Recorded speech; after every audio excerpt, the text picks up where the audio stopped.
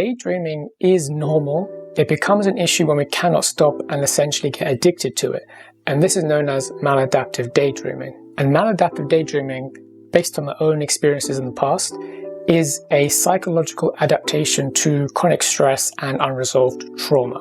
This can also be known as a coping mechanism. So it's a mechanism of the mind that it uses to deal with these difficult experiences. For me, from my experience, I was having multiple levels of mental health issues. So this was depersonalization, derealization disorder, video game addiction, anxiety, depression, and some other things like that. So maladaptive daydreaming was on top of that as a way to cope with all of those things. The primary way I learned to start to gain control of maladaptive daydreaming was through practicing daily mindfulness meditation.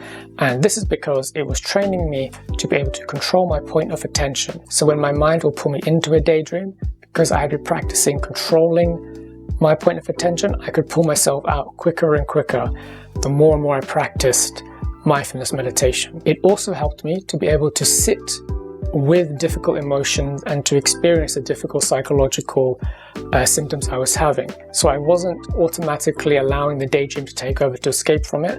I got better and better at sitting with the feelings and experiencing the symptoms and being able to accept it more and more. It also taught me to not become attached to the thoughts and the mental images I was having. So this meant I wouldn't simply react when the thoughts would come in and believe them or get caught up in my own mind, which could lead to maladaptive daydreaming. I was able to observe and respond, so I had more control over my mind. But of course this took time, it takes patience to practice. It's just like exercising any muscle, it takes time. I also had to address the root causes of why I was experiencing maladaptive daydreaming. So I had to look at the chronic stress, the painful emotions I was experiencing, and the unresolved traumas that were creating all of the mental health issues that I just mentioned.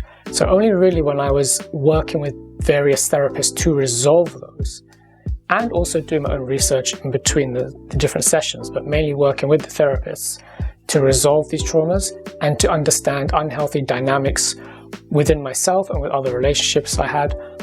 That was what I was able to do with a therapist, because they were able to see things I was not, and because they are trained and have experience, they know exactly how I can resolve these issues properly. They also allowed me to see what mental, psychological and emotional needs that I had, but I was not meeting in healthy ways. And then once they identified this, they were able to show me how to meet those in healthy ways.